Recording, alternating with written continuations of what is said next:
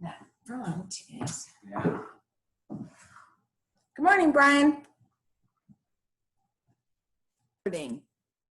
So good morning, Kyle, and thanks for joining us. Good morning. I'm having my coffee, so this is perfect timing. Yeah, there you go. Someone told me my coffee cup looked like a wine glass. You know, during COVID, no one's judging. Yeah.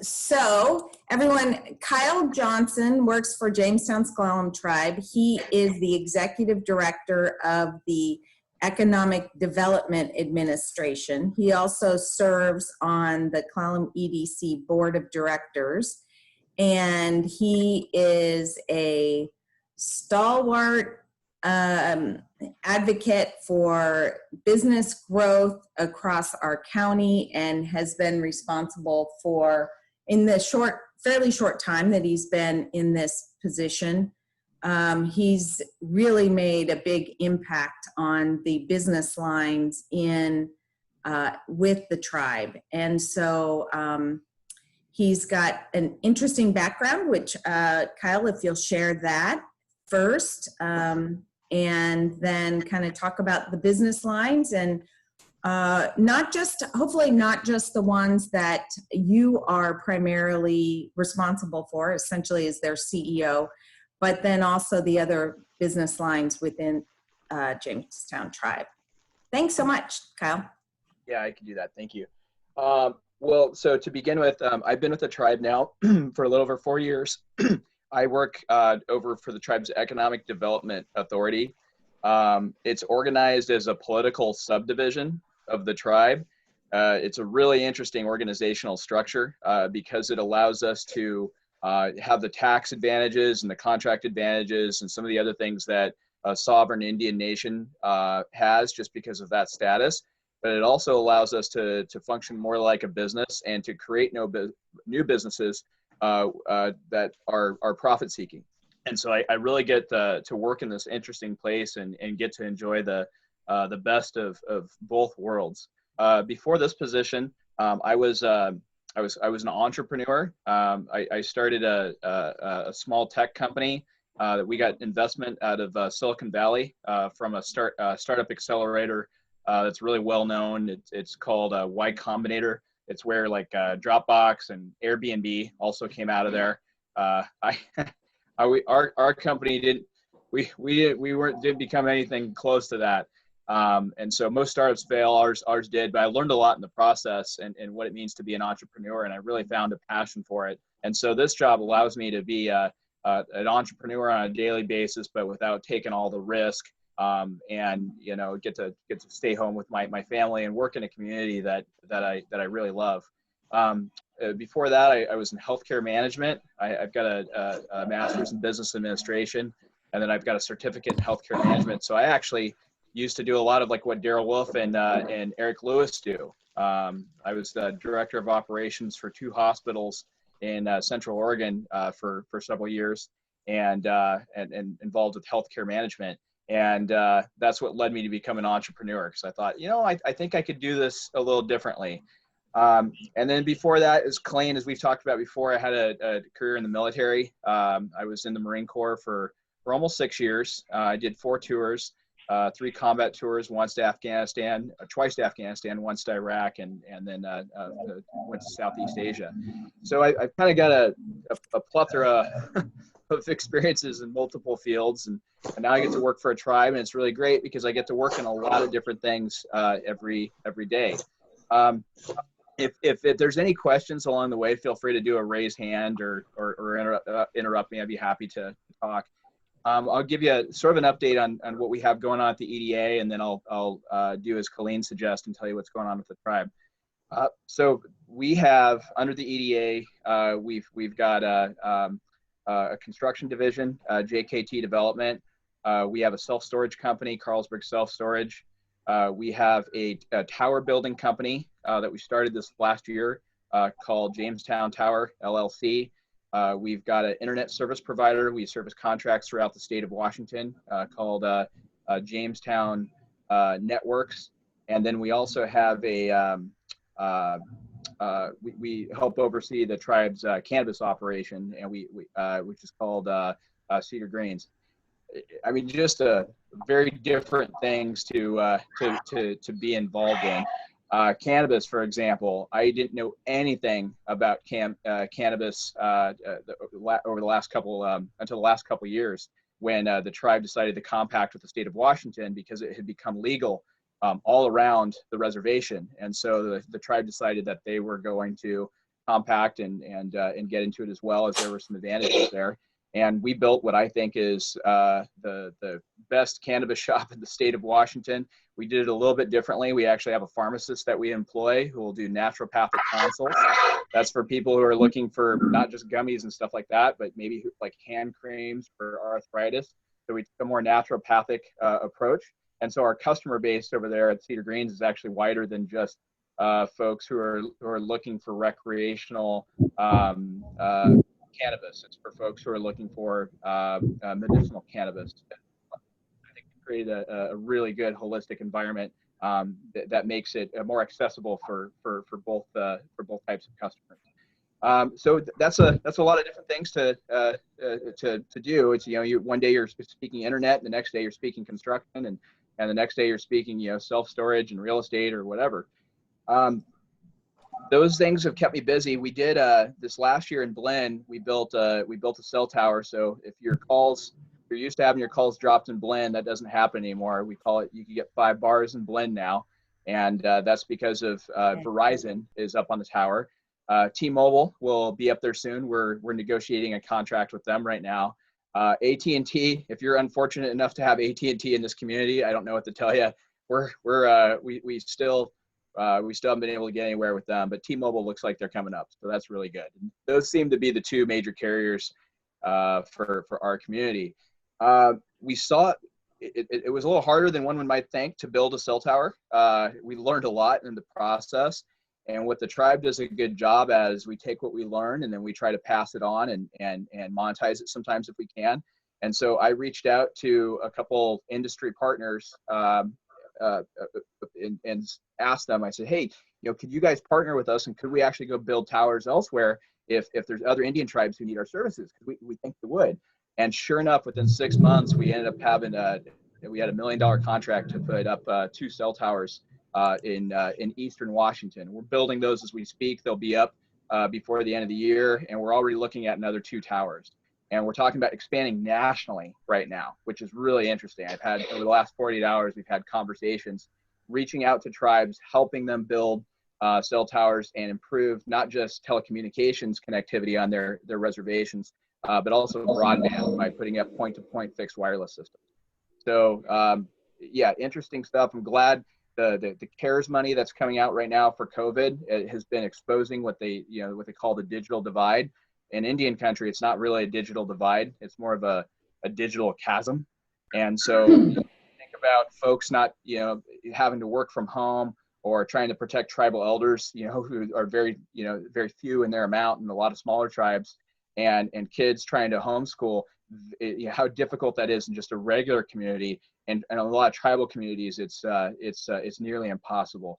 So we think we found a need, and we think we found a niche, and that will allow us to help out other tribes as well as build JST Tower. So that's some of the things that we're doing right now. On to what the tribe's doing. I think the big things in the community going on right now. I'll start with the Audubon Center. We've broken ground for that. This is over at Railroad Bridge Park. That's a couple $1 million project. There's monies in that from not just the tribe, but from the government as well as partners, both private and public entities.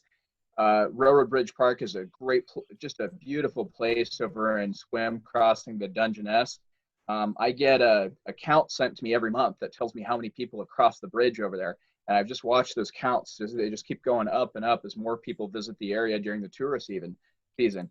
Even with COVID this year, I was surprised at the number of bridge counts, people getting outdoors and still going out there and making the visit to the Dungeness and walking over that bridge.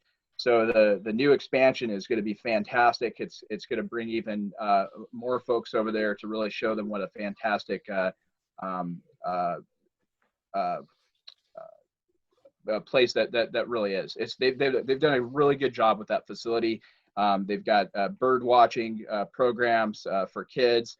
My kids last year, they went and they released salmon in the Dungeness River to go down to the Juan de Fuca. It was just they get to learn about the whole life cycle of salmon. So great program. We're really glad to see that infrastructure being developed out there. It's a big project. You probably don't hear about it as much as some of the other projects that the tribe is involved with in the community.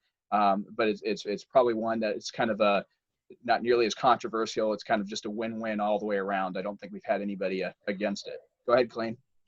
So what kind of counts do you have regularly across the bridge? Oh gosh. I think during the summer months, I think they were in the tens of thousands. Wow. Yeah. Have you not seen those before? Those counts? No. No. I'll share those numbers with you. I get them on a little spreadsheet. They get kind of distributed amongst a core group of people. And it's really interesting and made me think I should put an ice cream stand right before you walk across the bridge. I'd become a millionaire. You have to get permits. Yeah, that's right. Yeah, you gotta get a permit. So. But anyway, yeah, it's great to see those numbers like that, and it just shows you the power of the Olympic Discovery Trail too, and what that's done for the community, and what it's going to do as when it connects from Port Townsend all the way to the Pacific Ocean.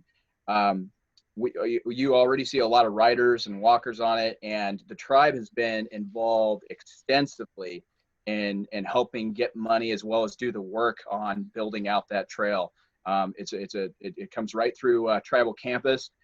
We see what it's done even for our community. We get more the folks that work over in our government facilities. They walk on it every day. They run on it. They exercise on it. We've had a couple fun runs down there pre-COVID. Obviously, there's a lot of runs organized in Port Angeles. I've done a few of them myself. And so the trail has just really become a jewel of the community. And I think it will be a jewel of the North Olympic Coast once it's all finished. So something the tribe cares a lot about. So if anybody's involved in that in the future or wants to be more involved in that, please contact me and I'll put them involved with our folks who are helping make that possible.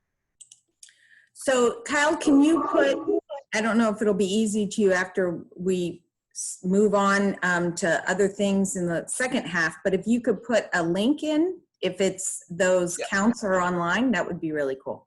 Thanks. They're not online, but I will actually, I'll post the numbers for the last numbers that I have. I'll share them.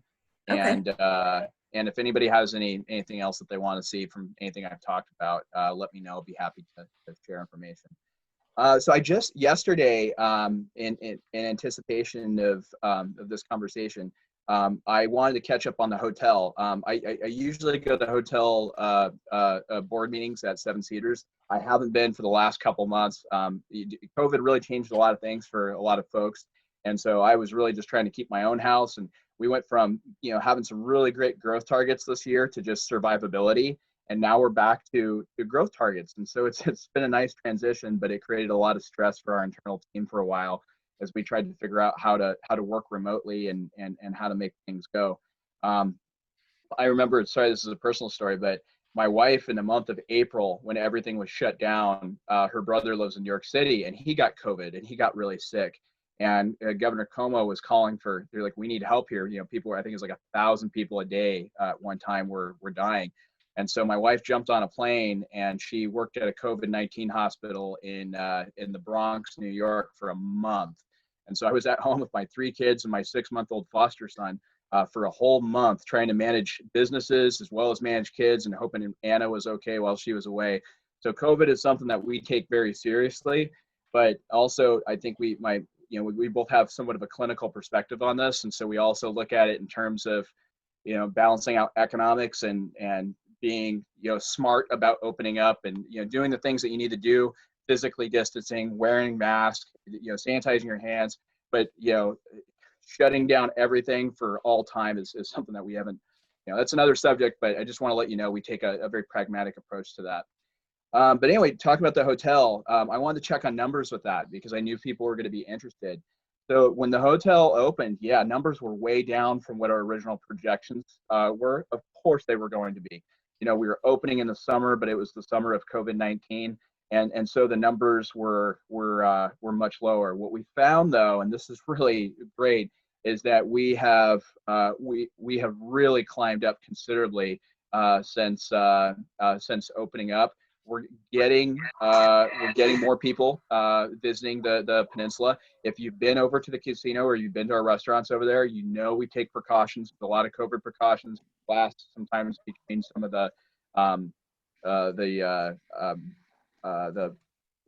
can't. So some of our machines over there, and then we also have seats between tables that are separated, and then the way restaurant seating is worked, we've kept people separated as well. Yeah, you'll see like glass, like it looks like bulletproof glass between some of the slot machines, and the slot machines get cleaned up and they get washed and sanitized after every use. And so we've been really careful about that. We wanted to create a safe environment. Again, we've got a lot of tribal elders that come through there, and so we want to make sure that they're protected. So we've taken the utmost precautions also to how we're managing room turnover. In any case, our occupancy rates are on the rise, and what we found is that our casino revenue is actually doing way better than expected. And what we attribute that to is the two things. One is we're getting a different type of clientele coming with the hotel that tends to spend a little bit more and bring more money to the community. So that's a good thing. And secondly, there seemed to be a lot of pent-up frustration after COVID-19 where people just needed to get out and just do something. And so we saw our numbers do better than we had. A slow start, but now they're on a trajectory that makes us feel good. It was very surprising. It was nice to have a good surprise after everything else we went through. We literally had to shut down that project during COVID-19. It was a stressful time as we were trying to figure out how we were going to pay for everything and how we were going to manage the timeline of our construction project. But one thing that's really great about the tribe is they take a long view approach. They look out 7 generations. You know, good happens, bad happens. You know, life is a sine wave sort of thing. And so we just knew that, you know, this too should pass, and it's already starting to pass for us, for which we're very grateful. The last thing is probably the most controversial thing, and I won't get into to this too much, is the medication-assisted treatment clinic in S'klallam that's going over behind Costco. You know, something that a lot of people don't know is I was actually involved in the acquisition of that real estate and picking out that location, and it was just it's still a location that I stand by for a lot of different reasons. But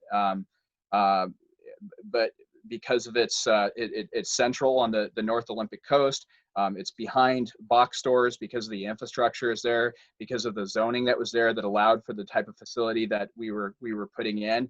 And I think when people, if you haven't seen the concept designs of that facility, but you see the quality and the care with which the tribe is putting into that facility to make it successful, and how dedicated they are to making sure that this is going to be something that is going to meet a really sad need within the community, but we'll be able to help out a lot of people, and we'll be able to do it in a way that will not adversely affect our greater community. I think people will see that there's been a lot more energy around this than there probably should have been. And when it's up and going, I think it will be just like anything else the tribe has done. It'll be ran well, and it will be something that won't be a lightning rod by any stretch of the imagination.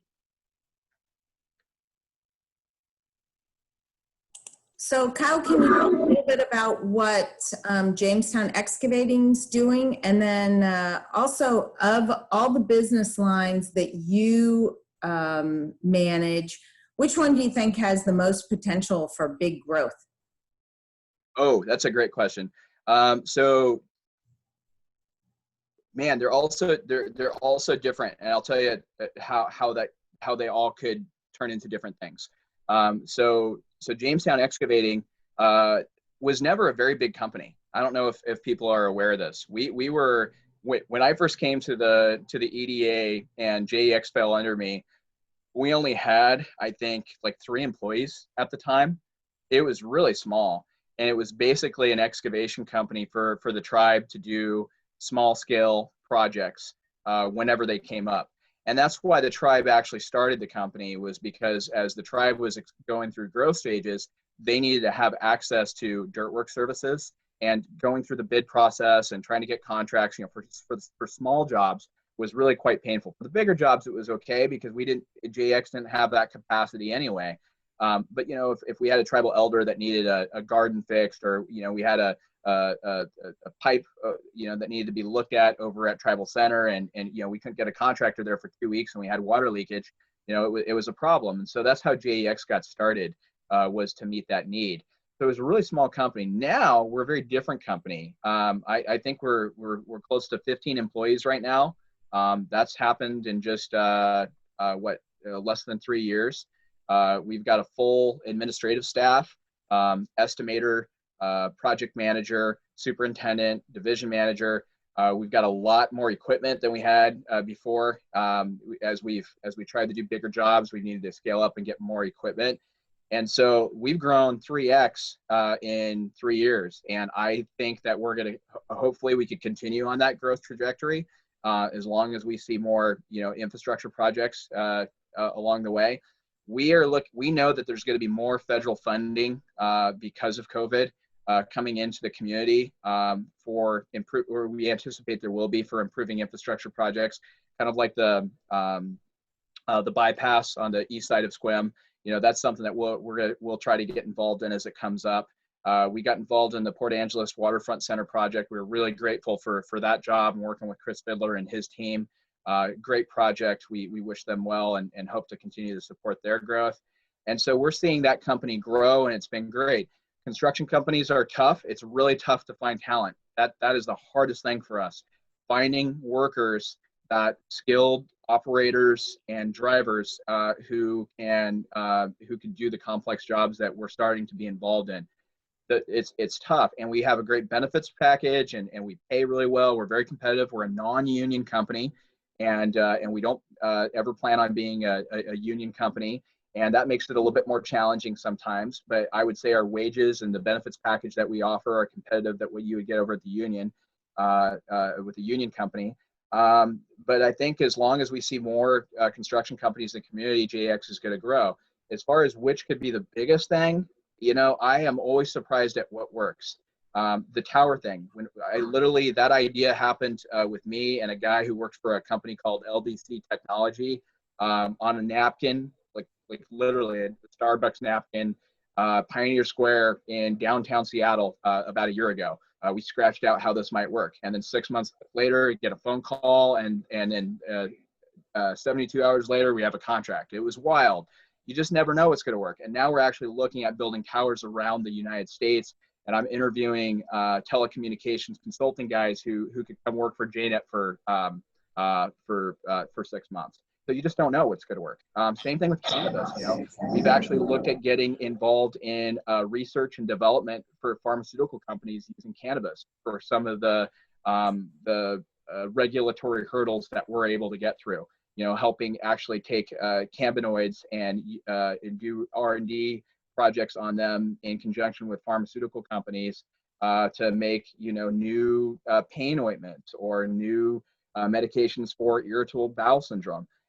These are things that we talk about all the time. It sounds like pie in the sky, but then just the right thing at just the right time can really make it go. The last thing, and I see John Ralston is on this call, is we've been talking about housing for a long time, and we just kind of go back and forth on this. Everybody who's involved in construction or trying to do multifamily housing in the community knows how hard it is to really do this. I just had a conversation over at the tribe about this last night. We are going to be funding planning and engineering on a property this year to start what we hope will be a 2-year track to multifamily development somewhere on the North Olympic coast. So we were going to do it probably a lot earlier this year. COVID hit, that idea got pushed aside, but I think the need is stronger than ever, and so we're looking for the right property. We've got the funding to do the feasibility study, And so we really, it's a huge need. We've hired more people over at the hotel. We're hiring more people at JX all the time. We have to have housing, just affordable and market rate housing in our community. And so that's something that we've talked about, and we're going to go after. Great, great. So I see Lindsay Fox also joined us, and I know she works at the Jamestown Hotel. Lindsay, Kyle did go over a few things about the hotel and the opening, and is there anything you wanted to share? Not to put you on the spot there, sorry about that. No, that's okay. I just was tuning in to kind of hear the conversation, but yeah, things are going great at the hotel. We're definitely very busy, much busier than I think even we anticipated. Obviously, just tourism in general this fall has been busy on the peninsula. We're getting great feedback and just really excited with where things are headed. So yeah, very positive out there. And like you mentioned, we're hiring quite a bit, and we're still hiring. So yeah.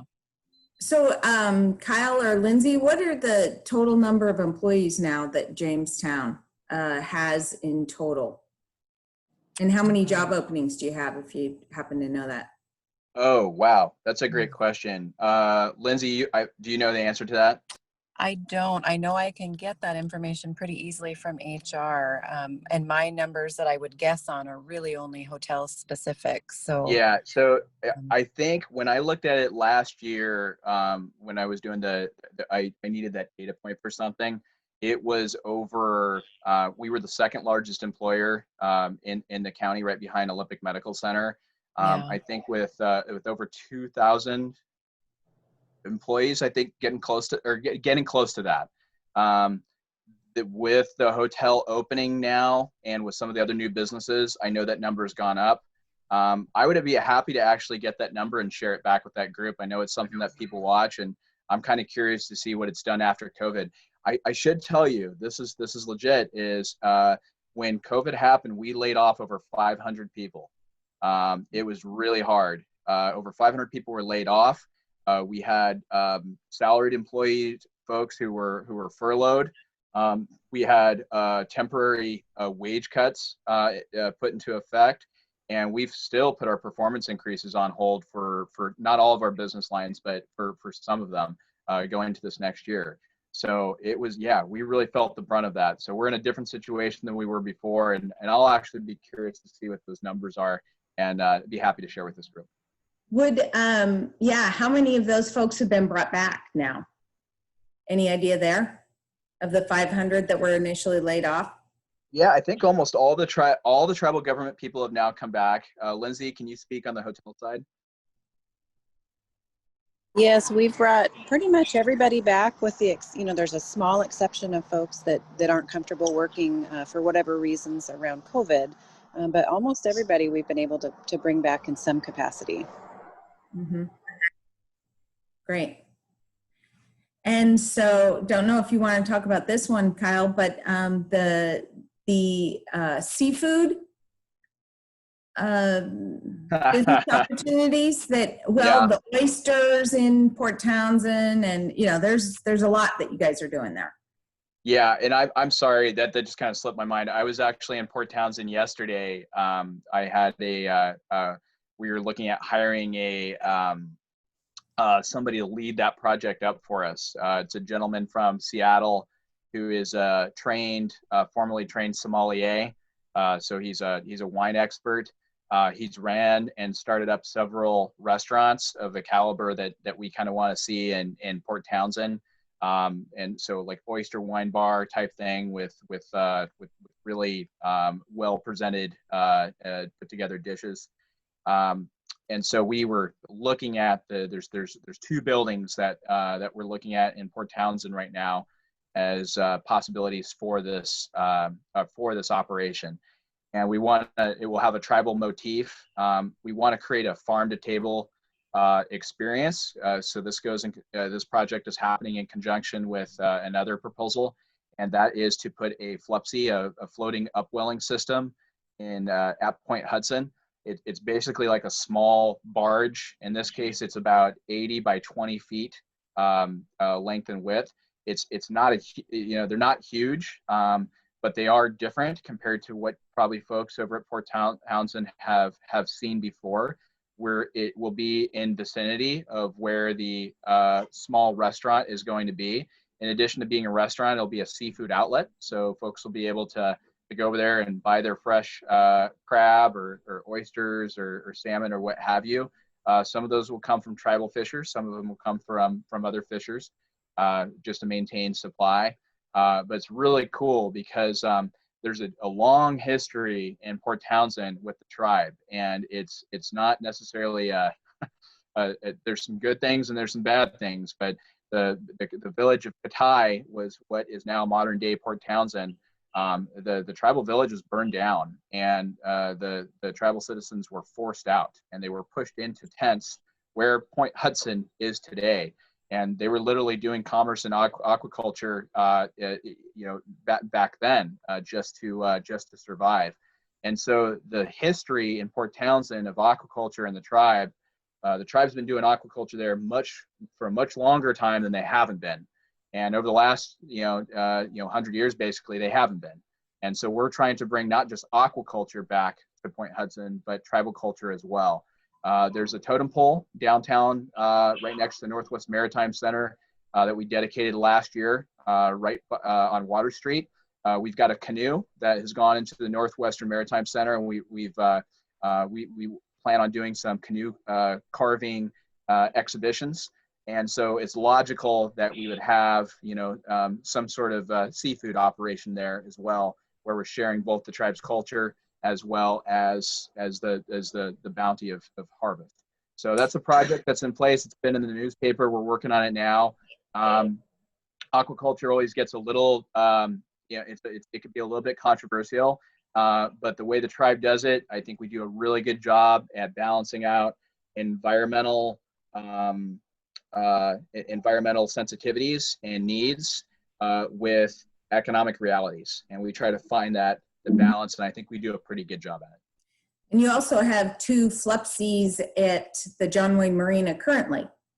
We do, yeah. I think was it 2 or 3? 2 big Flupsies there, and one of the concerns in the paper that came up was how loud they are. And I actually have a sailboat, and I'm literally on F dock. My Catalina is right across from the Flupsy, and there's about 5 or 6 other sailboats around me. And I've never heard a single complaint about the Flupsy. They complain about the big boats with the loud diesel engines, or the guy that needs to tune his outboard who flies by and leaves a wake. But the Flupsy is really a non-factor. In fact, it's kind of a cool thing because a lot of people like to walk down and look at it, and they ask questions, and they get to learn about the life cycle of an oyster and where your food comes from. And I can tell you that we have a lot of liveaboards at the John Wayne Marina, and we don't get complaints about the Flupsies. It's probably the opposite, that it's, just really stable, and, the boat isn't, instead of having a boat there, you have an 80 by 20 foot Flupsy, and, it's just a really stable asset that's there at the marina. Yeah. I think I don't think there's many negatives, and the positives of having it there. I mean, nobody wants their whole marina taken up with a bunch of Flupsies. Slips are too valuable for that. But having, particularly with what we're doing at Port Townsend right now, where it's just a single Flupsy, and we're linking it direct to the restaurant experience and the seafood outlet, it really checks a lot of boxes for us.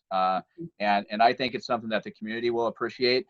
We've got a trail now that one of our tribal elders who lives in Port Townsend put together. It's called the Tetsamoka Trail. And the gentleman, the tribal elder, and every here has probably heard of him, Kurt Grinnell. He runs our seafood operation. He's on tribal council. He's the direct descendant of Tetsamoka. Tetsamoka was his great-great-grandfather. And that trail is really they're kind of almost like a family trail. And we'll probably integrate this operation with that trail. So people will be able to learn even more about, how aquaculture and how seafood commerce has fit into, the tribal culture over time. Great. So I see Colleen Robinson has a question, or has her hand up. I do. Good morning, Kyle. How are you today?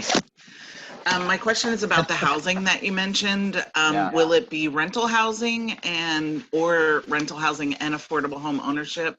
And do you have any sense of how many units? Yeah, so that's a great question. So we're looking to make this, big projects and small projects, they're both equally hard to do. And so we want to be able to sort of do as much as we can as far as density is concerned. So it'll be multifamily housing. It will be rental. We're looking at between anywhere from, I would say, 60 to 120 units on the different pieces of property that we've been looking at. So just to follow up, if you get to the point and have the desire to partner for affordable home ownership, Habitat would love to talk to you. I had a brief conversation with Ann Jager right before COVID hit. And then of course, everything went on hold, so. Yeah, we got into, before I came to the EDA, I know we had been involved in a few residential housing developments. I know there's quite a few contractors that do that in the area, and I know of a few developments that are going on now. I don't think they're affordable residential. I think they're probably pretty highly market rate, especially in the properties where I see these built. Yeah, I would be open up to talking, especially if you've got a specific piece of property that you're thinking about. But I know, at least for us, is making sure that for our wage workers, that they have a place to live, so they could work at the jobs that we help create. And that's what's really hard. I mean, I think everybody knows what this problem is in the community, and any type of housing right now is a plus. So Lisa Smith with the Enterprise for Equity. Hi, Hey, Lisa. good morning. Incredible presentation. Thank you, Kyle. One of the things you do well is big business, but you also mentor young and new entrepreneurs. And so I wanted to just have you share a little bit about how Two Hooligans are doing, but also just how you've done an amazing job at cultivating youth leadership, and that is our economic development in the future. So I don't know if you'd be willing to do that. It'd be great. Yeah, thanks for bringing it up. I would say that's my favorite part of the job, and it's the job it's the thing I get to do least often. I am an entrepreneur in my heart. Just last night at the dinner table with my kids, I've got 3 kids, 10, 8, and 6, and I was teaching them negotiation techniques. And so I was trying to buy a pencil sharpener for them. And I was like, my son called and I said, "Hey, will you sell that pencil sharpener?" He said, "Sure." I said, "I'll give you $2 for it." He says, "Okay." And I said, "Was that a good deal?" He says, "Yeah, I think so." I said, "Well, I was willing to pay 5." He's like, "Oh, maybe that wasn't such a good deal." And so it's really fun to kind of teach business to kids and to entrepreneurs and to help folks along. So Two Hooligans is a cidery that was started up by a tribal citizen and one of his best childhood friends and from this community. And they have a cidery. I think they're now over at the hotel. I think they got their cider there, and they've got their cider in a few other places across the peninsula. And they've actually create cider from gleaned apples in the community. And they entered a startup contest about 2 years ago. I think they've been in a couple now, but they won a big one. Was it $10,000? Is that what they won? Yeah, I think so.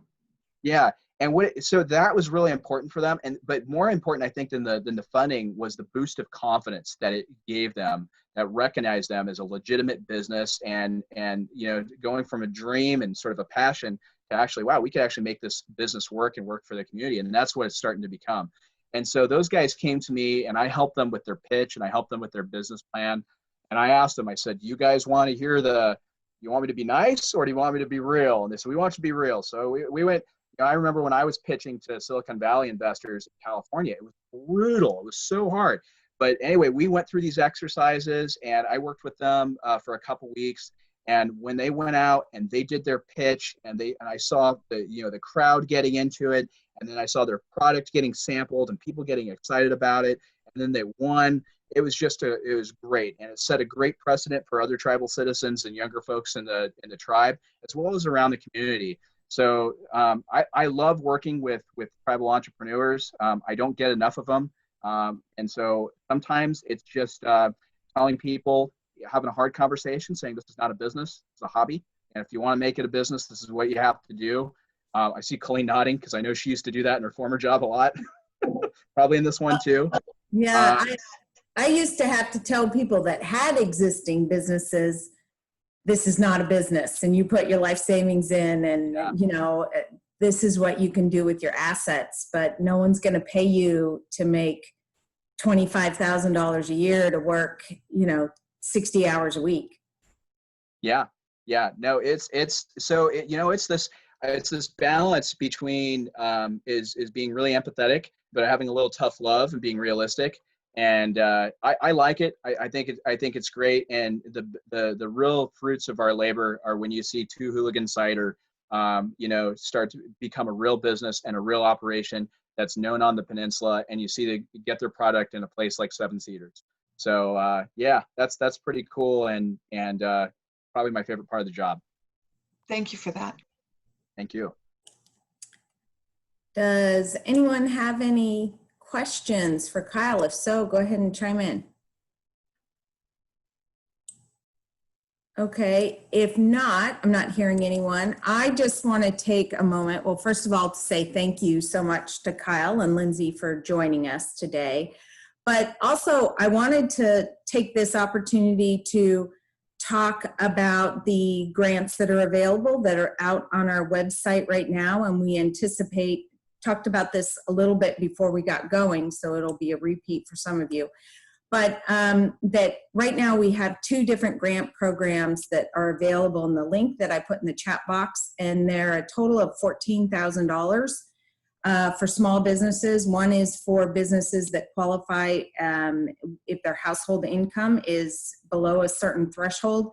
And the other one is the Working Washington 2 grant that is $10,000. And then, but the big exciting news, I think, which Commissioner Johnson and I spoke about early here, is the funding, the large amount of funding that's going to be coming in next week to the EDC to distribute for a new round, which will, you know, several $100,000 of grants that will go out. And I hope we're able to announce that after their commission meeting next Tuesday. But, you know, all in all, we're going to be putting out easily over $1 million worth of small business grants. And that because we're in such a rush to get these grants out, they're going to be in larger chunks.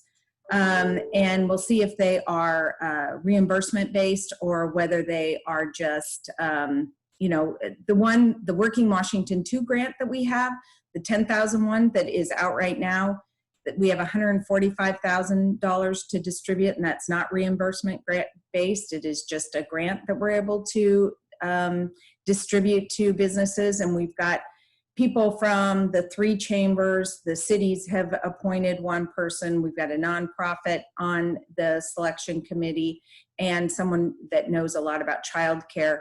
And so we're going to be issuing, you know, $1 million probably worth of grants before the end of November. So we want to make sure everybody, you know, it seems that the same businesses are applying over and over again, and we really want to get the message out to businesses across the county that are struggling, that have been impacted, and that by and large it's fewer than 20 employees. So, but they also have to be located in S'klallam County. But other than that, it's tried to make the application process really easy and really quick, you know, 30 minutes to make 10 grand. It's a good gamble to take, I'd say. Hey, Colleen, I just want to say thank you. I've appreciated being on your board, and you have called me a couple times, especially during COVID, and you said, "Hey, have you applied for this?" And I said, "No, I haven't." And you've been, you know, very empathetic by saying, "Are you some kind of an idiot? This is free money. You need to do this." And I am so grateful because a couple of times you have referred me to some funding that hit some of our smaller businesses at a really critical time. So you do a great job finding out what's out there and disseminating that information. And so I hope that other business owners are finding you as valuable as what I have, because it's definitely been a big help. So thank you. Yeah, I love doing this. I mean, I'm right now calling a bunch of small businesses, bowling alleys, caterers, in Forks and Clallam Bay and PA and S'klallam, and, telling them about it. And it's always, there's a lot of tough phone calls that we're dealing with, but that has been actually kind of fun. So, yeah, I'm looking forward to being able to, and I oftentimes will drive the checks out to businesses, nothing like giving somebody a $10,000 check. So, and if anybody wants to help do that, I could use the help, because we're probably going to process, I'm hoping we'll process over 500 in total grants. So, yeah, if anybody is interested in being part of that process, hey, we'll take the help all day long. Anyway, so does anybody have any questions? We have 10 minutes left of Kyle, or I did see it in the chat early on from, let's see, from Kim Lapel about people having trouble with ESD. And I did text Brandino, but he wasn't able to join us. And I see here a question about Commerce making an announcement about broadband for school districts. I think the broadband announcement what I understand, is going to be coming out September 30th. But there was a recent article in CNBC News about Starlink with SpaceX and how they're working with first responders in Washington State. And so I think we'll be hearing some information about that likely, maybe today. Yeah, today's the day they're supposed to announce, is what I understand about, but we'll see. I mean, that's the rumor on the street, I guess I'd say.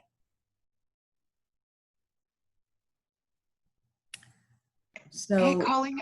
Yeah. I had a quick question. You have been doing some innovative work around childcare up there, and I'm just curious if you could do a little bit of an update.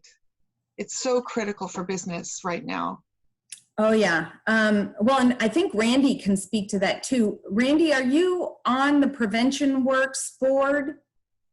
Randy Johnson's one of our commissioners and has an MBA from Harvard. So when he analyzes a business model or a business plan, I generally trust his perspective. No, as everyone knows, the whole child care issue, as background, just so you know it, because I don't have enough other things to do, I still sit in the board of the YMCA, which is also expanded in the child care field. I also sit on chair of the board of the pool, which of course is also in the child care business. So, and the whole issue is everyone, first of all, the plan, if you think about schools, and we all understand parents and the whole issue of people going to work, particularly if you're trying to educate your kids at home and still work and do everything else, just becomes a really difficult issue. So childcare is just so important to the economic vitality of our community. And then the B part of it is, with the whole COVID issue, the social distancing issue that you have with kids, to be safe and to do everything else, and then plan for staffing. And remember, you have to be approved by the state for all the staffing and the background checks, all those things I well understand. But I mean, it makes it very difficult to put together. I'm trying to plan, well, wait, the schools are going to be open they're not going to be open at all. Oh, now we're going to do this. So the long story short, I would just tell you, without sharing exact numbers, the folks that are in the business are absolutely bleeding relative to the economics of that business, which is probably not a surprise to anyone. Big help that we've had is the CARES funding has helped, alleviate some of those issues. And I know in the case of the Y, we've opened up at 2 schools and working with Peninsula School District have done that. We're also, of course, in Jefferson County doing having our programs also there to take care of kids and everything else. But is there a greater need than what we can provide? Absolutely. But it's still a model in flux simply because you'd like to know that there was a plan around schools that you therefore could plan to get people, you know, vetted by the state, who then of course meet all the criteria you have and then plan programs around everything. And so it's really been difficult. That said, again, we're trying to do everything we can to help people in business, including the smaller groups too. But we don't have an answer. It's kind of like what Kyle talked about in housing. We're working at it. We're not there yet, but I know the board of the Y has made a specific action plan to make sure that we do take care of childcare as best as we can and as financially able as we can. So, and again, that's an issue. So don't have the answers. So then I don't know if that helped, but we're working at it, just like I said, like housing, So, and also for individual small business owners, the people that have in-home daycare centers or daycare facilities, there are different programs, support programs that exist primarily through Prevention Works or Child Care Aware of Washington. And then there are a lot of innovative programs happening. There are some babysitting classes where people are trying to get the older kids to babysit other kids in their neighborhood, that kind of thing, to give the parents a break. And also what I was just hearing about recently is there's a real opportunity for people right now to do some tutoring of kids. And so I was talking to somebody at Center of Inclusive Entrepreneurship that is, got some programs on Facebook right now just saying, hey, do you have a tutoring need? And, here's some people that can tutor your kids, and they're making $25 an hour, or in some cases $20 an hour, but, teaching second grade math. And so that's helping out somewhat. But so we're, any ideas that are out there, community-based, kind of helping people in their own neighborhoods and in their own cities is, we're trying to support those and share those. Got a lot of work happening on social media, trying to get the word out about those programs. And the EDC has applied for a grant, a $100,000 grant to support the county with childcare needs. And we'll see if we get that, but if we don't, we're also going to be putting in an application for USDA grant funds to try to support that broadly so that we have a coordinator that can do this kind of work full time, because our little staff just, doesn't have the bandwidth internally. Neither does YMCA or the Boys and Girls Clubs or any of these individual child care center owners. Thank you. It's really helpful. So 8:58, anybody have any last minute comments or questions that they want to pose? If not, I want to say thank you to Kyle once again. Really great presentation. It's exciting, the things that are happening at Jamestown. Probably, I remember when I moved here 20 years ago, my dad said to me, oh yeah, Jamestown Tribe is kind of one of the gold standard, tribal enterprises, entities in the state.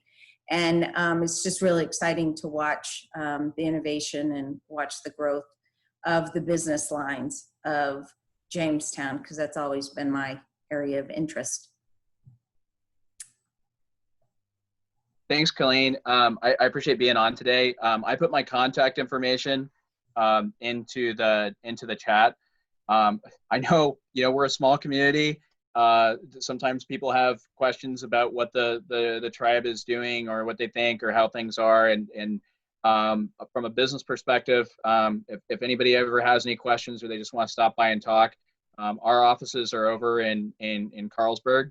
And so feel free to contact me. I'll be happy to chat with you on almost any topic. And somebody just asked about apprenticeships.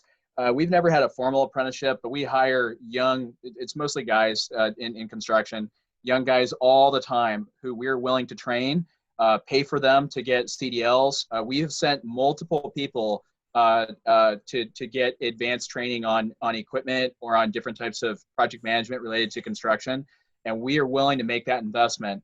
I would say it probably works 1 out of every 4 or 5 times. It's just kind of an unfortunate thing, but I think most construction companies do try to grow their own when they can. And Kyle, I would love to get the information from you on, how many were laid off, how many came back, the latest information from ESD on the number of the unemployment rate locally. I was like, that wasn't making sense to me from what I know from, Westport having laid off people and ACTI and Blackball. And so I contacted Jim Fleming, the ESD economist for our region, and he explained to me that those aren't actual numbers. Those are estimates based on a survey from Bureau of Labor and Statistics. And so he said probably the right companies weren't surveyed. And so, first of all, I don't think people understand that. I think of myself as kind of a Washington State data geek from a business standpoint, and I wasn't aware of that. And I know that the state is generally relying on those numbers as to where they should put funding for economic support. And so, yeah, I'd love to get that info, and I want to get it back to Commerce and others to try to make sure that they look at other metrics rather than the unemployment rate, which they show isn't changed much. Yeah, thank you. All right, so it's 9:01. I think we'll call it a morning, and I'll turn off the recording.